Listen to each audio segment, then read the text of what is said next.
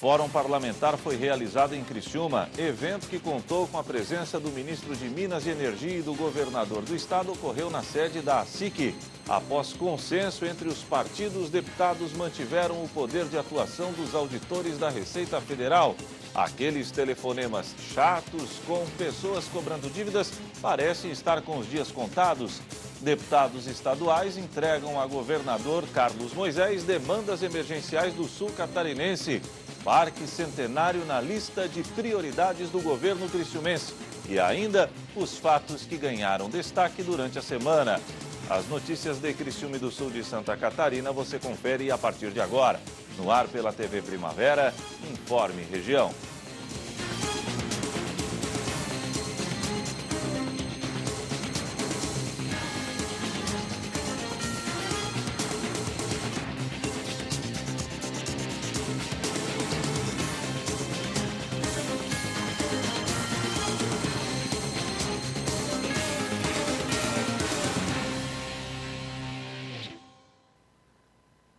Hoje é sexta-feira, dia 24 de maio de 2019. Para você que sintoniza a tela da TV Primavera, uma boa noite. Fórum Parlamentar foi realizado em Criciúma. O evento, que contou com a presença do ministro de Minas e Energia e do governador do estado de Santa Catarina, ocorreu na sede da ASIC. Vereadores da região, prefeitos, representantes de entidades organizadas, deputados estaduais e imprensa. Mais de 500 pessoas lotaram o auditório principal da ASIC, a Associação Empresarial de Criciúma, para a reunião do Fórum Parlamentar Catarinense. O encontro, coordenado pelo deputado federal Daniel Freitas, aconteceu pela primeira vez na região.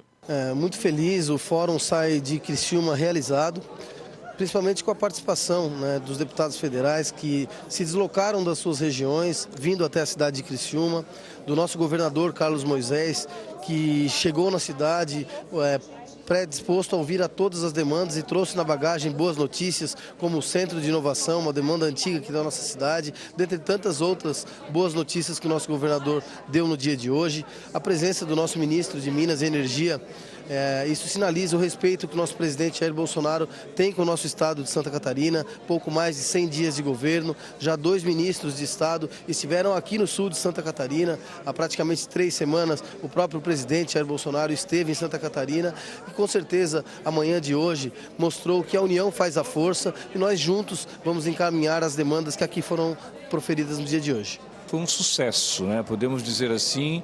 Eu acho que há muito tempo não se reunia tantas pessoas, em torno de 500 pessoas mais ou menos estavam aqui presentes.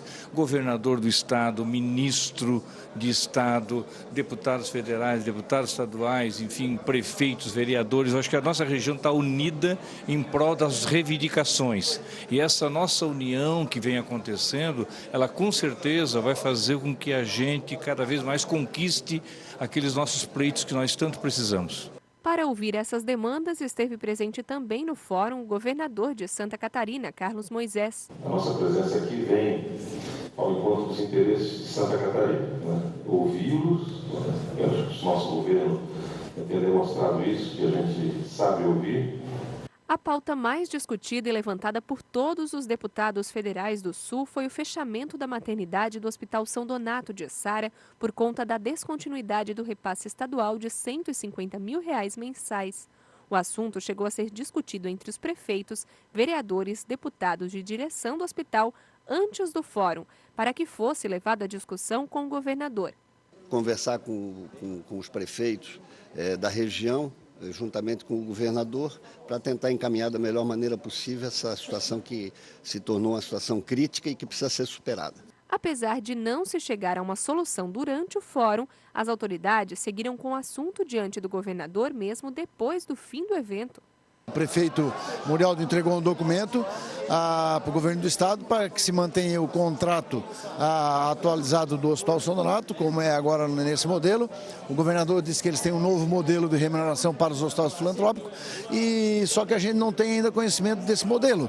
A gente tem que ter conhecimento dele. Isso vai ser implantado daqui 60, 90 dias. Então o que o prefeito pediu e o Zé Milton, o deputado estadual, pediu é que seja mantido o contrato do Hospital São Donato para que não se desfaça a equipe médica do Hospital São Donato. E o Douglas ficou de até segunda-feira dar uma resposta.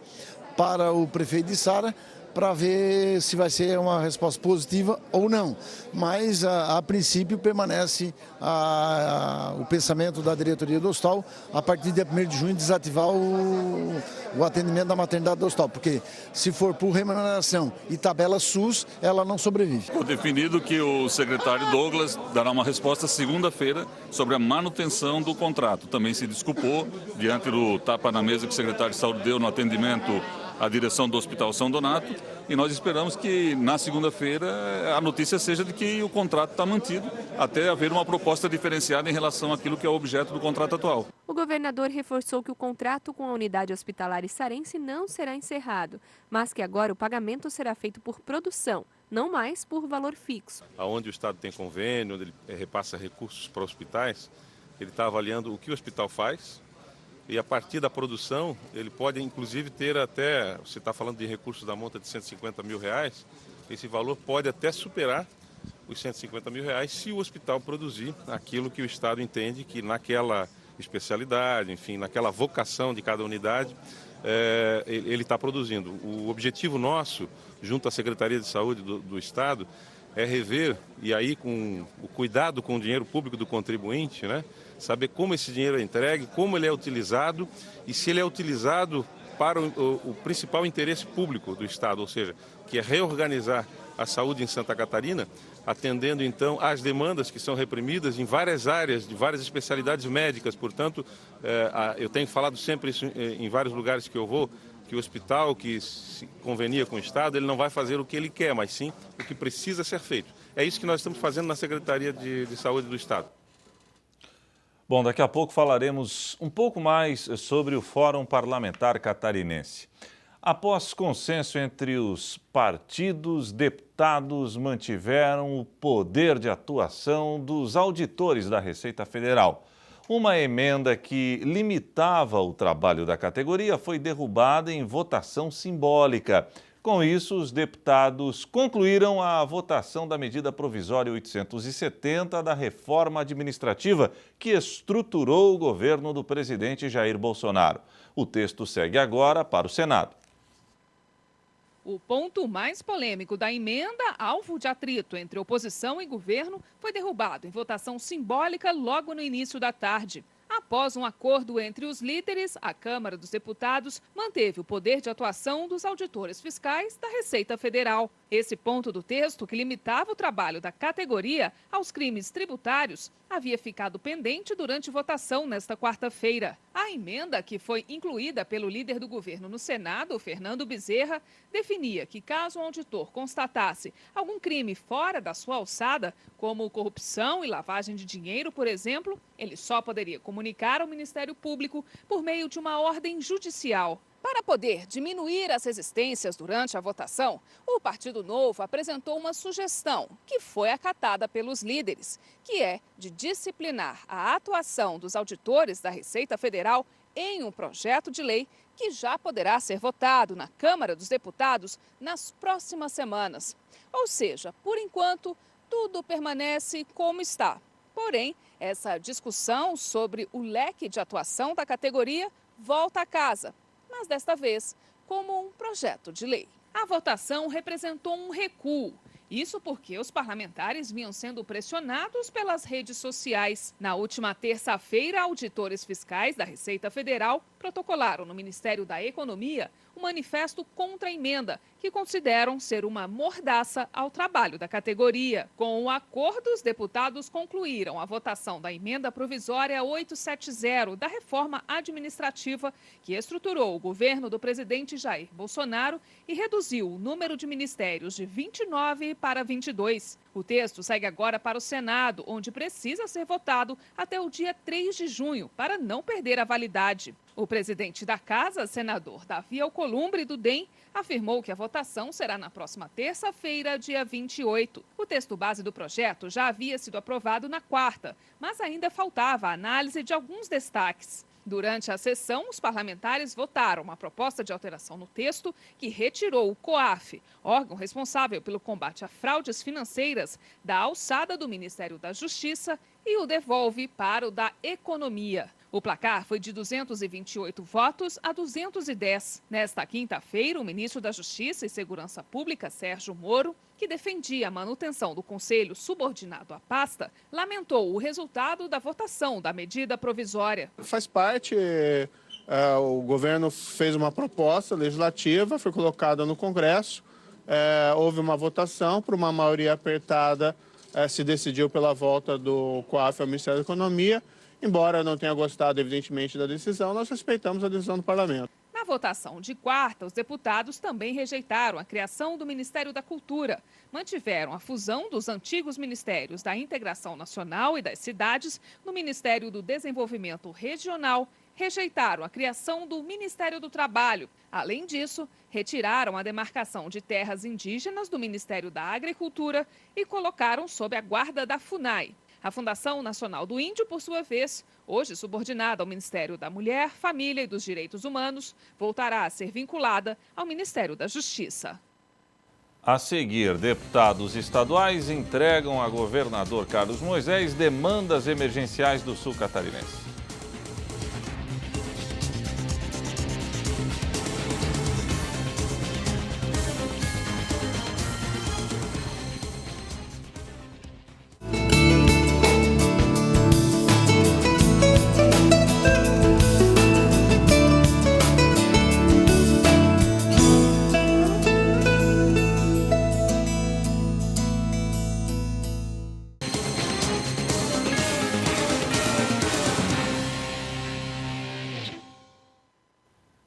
Aqueles telefonemas chatos com pessoas cobrando dívidas parecem estar com os dias contados.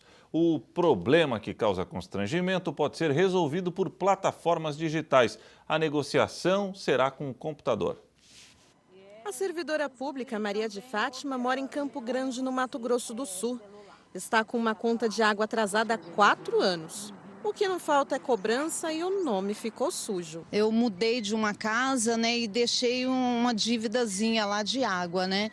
Aí não pedi o consumo final e essa dívida só foi aumentando, que hoje está em 800 e pouco, quase 900 reais. É triste você precisar do nome e tá com o nome sujo na praça, né? No caso do Anderson, a dívida é de ISS de 10 anos atrás, que a Prefeitura de Uberlândia decidiu cobrar agora. Em Minas estão cobrando ISS meu, sendo que eu já saí de lá há muito tempo. As cobranças de dívidas atrasadas fazem parte da vida de várias pessoas. E quando não chegam por carta, são feitas através de ligações que incomodam muita gente. De acordo com um levantamento da Confederação Nacional de Dirigentes Lojistas e do Serviço de Proteção ao Crédito, mais de 62 milhões de brasileiros estão no vermelho. Nós temos que entender um pouco o histórico dessa situação. Num passado recente, o brasileiro teve aí uma farta oferta de crédito. O brasileiro, então, ele acabou aí mudando de classe social, mudou os seus costumes,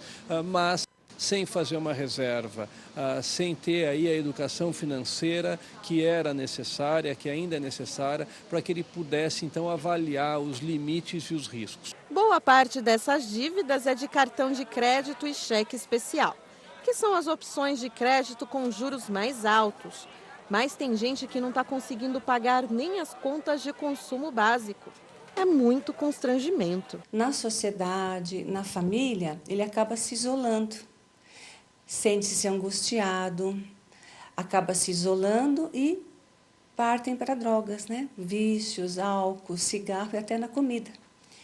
E ansiedade, né? Ansiedade, sentimentos de angústia, de não conseguir realizar aquilo que ele deseja. Para evitar todo esse constrangimento, cada vez mais as empresas estão deixando de lado o tradicional telemarketing. A estratégia para receber os atrasados é deixar para o consumidor a decisão sobre a melhor maneira para acertar as contas. É ele quem dá as cartas. Renegociar as dívidas através das plataformas online cresceu muito no Brasil. Só no ano passado, o aumento foi de 268%. Quem usa esse tipo de serviço gosta, porque além de não receber ligações fora de hora que causam constrangimento, Não precisa pegar fila, não precisa perder tempo, porque o acesso é prático e feito de qualquer lugar, a qualquer hora. Além disso, é possível negociar bons descontos para pagamento dos débitos. Na prática, o que a gente via é que as operações de telemarketing elas eram e ainda são populadas por profissionais bastante jovens, né? Uma pressão imensa por resultado. Isso faz com que a ausência de maturidade, somada à pressão por resultado, crie um cenário em que o operador esteja mais preocupado em conseguir um acordo do que propriamente em entender o lado do consumidor e em cuidar deste consumidor. No mundo digital, isso é invertido. Sem dúvida, a tecnologia ajuda muito nestes casos, mas o educador financeiro do SPC alerta. É bom ter cuidado para não cair em golpes. A dica é: tente resolver você o problema, tente resolver diretamente o problema. E chegando numa situação onde, por uma razão qualquer, você não consegue mais, aí sim, com muito cuidado, com muita calma, sem assinar nada imediatamente, você pode procurar o auxílio de um advogado, ou eventualmente de uma plataforma. Mas muita atenção, porque nós vemos muitas pessoas gastando ainda mais dinheiro, se endividando ainda mais e não tem o seu problema resolvido. Hoje, durante a realização do Fórum Parlamentar Catarinense, deputados estaduais da Bancada do Sul entregaram para o governador Carlos Moisés uma lista de prioridades da região. A reportagem é da jornalista Débora Correia. Autoridades regionais e representantes de todas as esferas de governo estiveram presentes na manhã desta sexta-feira, na primeira reunião realizada pelo Fórum Parlamentar Catarinense em Criciúma. O encontro foi realizado na SIC. Na ocasião, os deputados estaduais que fazem parte da Bancada do Sul entregaram ao governador um documento com as principais demandas da região. Como o próprio governador falou, ele está se propondo a fazer uma administração das verbas de forma igualitária nas regiões, né? Então, e de forma técnica, e nós, da nossa região, fizemos o que ele se propõe a fazer. Nós organizamos na região do Sul, as 3 regiões do Sul, e entre nós e os setores aqui que se envolvem nesse tipo de organização, pontuamos quais são as prioridades. E dentre essas prioridades, as mais exequíveis, né, e aquelas também que ficam entre a prioridade das prioridades. Nós pontuamos, pautamos elas, fizemos por região e entregamos na mão dele. Agora só cabe a ele, quando tiver recursos para tal, ele já sabe onde que ele vai atingir, e atingindo aquelas prioridades ele vai estar congratulando aí toda a região. As prioridades foram levantadas após reuniões com as associações empresariais e levadas para encaminhamentos com o governador. O primeiro já foi hoje, de ordem prática, né? O governador recebeu o documento com todas as reivindicações das 3 regiões e já autorizou a primeira, autorizou o Centro de Inovação de Criciúma, que é fundamental. Eu acho que é o resultado prático já dessa ação que foi iniciada pelos deputados. Sobre o Centro de Inovação, conforme proposta feita pela SIC e pela Unesc, a estrutura funcionará no prédio do Complexo Educacional Nereu Guide, de propriedade da universidade. O governador garantiu R$6 milhões para a finalização da obra. Posteriormente, a administração, a operacionalização do centro será em parceria com a SIC, a universidade e a prefeitura, através, talvez, de uma SPE. A previsão é de que a obra comece em breve. O governador já botou de acordo. Quando o governador bota de acordo, agora a gente tem que correr contra a burocracia. Certamente nos próximos dias, segundo ele mesmo anunciou, teremos a descentralização dos recursos, que é fundamental, e estando descentralizados os recursos, é assinar o convênio com a universidade e começar a obra. Além do Centro de Inovação, a pauta encaminhada pelos deputados estaduais ao governador traz outras demandas das regiões da ANREC, AMESC e AMUREL. Muitas voltadas principalmente à infraestrutura. Mas, mesmo com tantas demandas a serem respondidas, o presidente da SIC comemora a resposta de uma delas, que representa uma grande conquista. Com certeza, é uma pauta já construída há muito tempo, muitas viagens, muitas reuniões. Então, nós tínhamos construído essa aprovação da construção do Centro de Inovação de Criciúma com os deputados do Sul, e principalmente com o deputado Júlio Garcia, na qual ele fez essa intermediação com o governo do estado, no sentido de que, de uma vez por todas, a gente consiga esse instrumento que é o centro de inovação para que a gente desenvolva uma nova matriz econômica na região carbonífera. A seguir, Parque Centenário na lista de prioridades do governo municipal criciumense.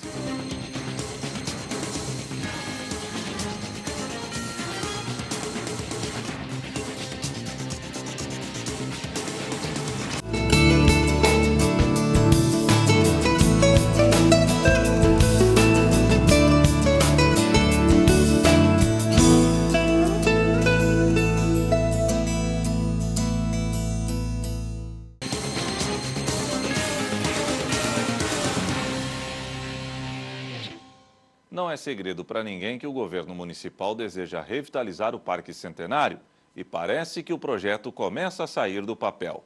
No Paço Municipal, as obras do Parque Centenário já começaram. Os trabalhos correspondem à primeira fase da obra, que vai contemplar 2 quadras poliesportivas, pista de caminhada e ciclovia.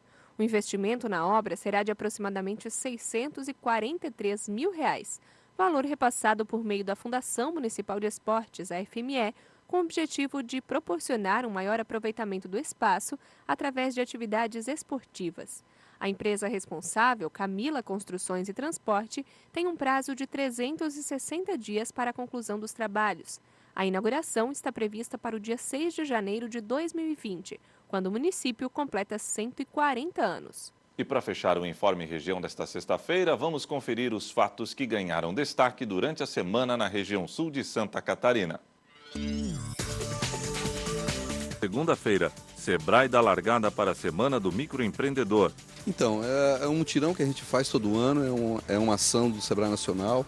A gente está atuando nacionalmente com essa Semana do Microempreendedor Individual. A gente quer conscientizar essas pessoas, né? Não só aquele que já empreende, mas aquele que quer empreender, que ele possa nos procurar para poder tirar dúvidas de quais são os impostos, como é que eu faço para registrar minha empresa, e também aquele empreendedor que já está no mercado para saber como é que está as finanças, como é que eu faço para registrar minhas contas, né? Como é que eu faço para ampliar o meu mercado. Então o Sebrae está nessa semana a gente fazendo um mutirão de atendimento com oficinas também, para poder dar toda a informação para essas pessoas.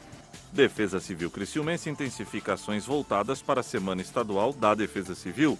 Durante essa semana, o nosso objetivo é cumprir um calendário da Semana Estadual de Defesa Civil, que é do dia 18 ao dia 24, que por força de lei o nosso estado celebra a Semana Estadual de Defesa Civil. Então estamos aqui na praça movimentando todas essas organizações para que a gente possa mostrar ao público o trabalho de cada uma que de maneira coordenada representa um trabalho, seja na proteção ou na gestão do desastre e no atendimento à população. Terça-feira, Câmara Municipal aprova projeto de lei que proíbe condenados por violência contra a mulher assumirem cargos de confiança. Então, era uma preocupação nossa já de início de mandato, a questão da violência contra a mulher. E com os números, que foram apresentados pelo Tribunal de Justiça, que Santa Catarina já lidera o ranking de processos em tramitação, que são quase 41 mil. Então, isso é um dado muito alarmante. E a gente sabe também que muitas mulheres não denunciam. Então, esse número é maior do que as estatísticas. Então, a nossa preocupação de criar alguma coisa, de criar algo para proteger o direito das mulheres e para contribuir que esses números diminuíssem. FAPESC anuncia mais de 9 milhões de reais em editais para fomento à inovação. Hoje nós vamos falar um pouquinho da própria FAPESC, mostrar o nosso papel dentro desse ecossistema. Trouxemos uma palestrante, a Lígia, para tirar um pouquinho as pessoas da zona de conforto, gerar realmente um desconforto intelectual em relação ao papel da tecnologia, do empreendedorismo, da inovação, na vida diária das pessoas e dos negócios que elas fazem gestão, e na sequência nós teremos alguns pits de empresários que vão mostrar os cases deles, contar como é que foi a experiência deles, de receber um recurso público para aplicar num novo negócio, aplicar num novo produto em sua empresa. E a partir disso iremos para um outro espaço aqui da Fiesc, onde serão feitas as exposições, faremos uma mentoria coletiva, tirando as dúvidas de cada um dos empresários, mas fazendo uma resposta que coletivamente todos possam ver, discutir e debater. Por quê? Porque o problema de um também às vezes é o problema de outro. Então essa é a dinâmica da nossa tarde hoje de inovação. Quarta-feira, o presidente da Casan participou de sessão da Câmara de Vereadores de Criciúma. Intenção era esclarecer dúvidas quanto aos serviços prestados pela Companhia Cidade. conforme nós trouxemos vários outros antes, né, Paulo Meller, o pessoal da Casan e tudo mais, o prefeito também, logicamente, né, o pessoal da Casan, a presidente veio para realmente nos botar em pratos limpos o que está acontecendo, pelo menos, né? E a gente ficou muito contente com as respostas dela, com os assuntos trazidos, né? Tínhamos muitas dúvidas e ela realmente esclareceu, pelo menos para mim, muitas das dúvidas. O prédio onde funcionava o Ministério Público do Trabalho será de fato o local da nova sede da Câmara de Vereadores de Criciúma. Bom, na verdade é um sonho, né? Desde 1926, quando foi instalado o Poder Legislativo de Criciúma, vinha-se à procura de uma sede. E agora chegou a hora, a vez da Câmara Municipal de Criciúma. Na última sexta-feira recebemos o aval do senador Esperidião Amin, que o SPU em Brasília tinha liberado a sede. A partir de agora vai vir um contrato do SPU de Florianópolis para que possamos dar andamento para fazer o contrato de cessão de uso com o município. Quinta-feira, agora é definitivo. Maternidade do Hospital São Donato de Sara fechará a partir de 1º de junho. Unidade de terapia intensiva da instituição também está ameaçada. Sim, a diretoria, todo o conselho da diretoria se reuniu, são membros voluntários da diretoria do hospital, que são representantes das entidades aqui do município. Recebeu a notícia ontem à tarde da reunião feita entre o secretário de saúde e o nosso diretor administrativo, de que não há mais interesse do Estado em manter um aditivo de R$150 mil que nos fazia manter a maternidade aberta 24 horas. Confirmado o primeiro caso de gripe influenza A no sul de Santa Catarina no ano de 2019. Ele é um paciente de 57 anos, é uma pessoa que possui alguns problemas de saúde, né, algumas comorbidades, como marca-passo, ele tem também diabetes e outras comorbidades. Isso facilita, né, com que adquira o vírus da gripe. E o Informe Região desta sexta-feira fica por aqui. Voltarei amanhã, 15 para o meio-dia, no Boletim Primavera. Até lá.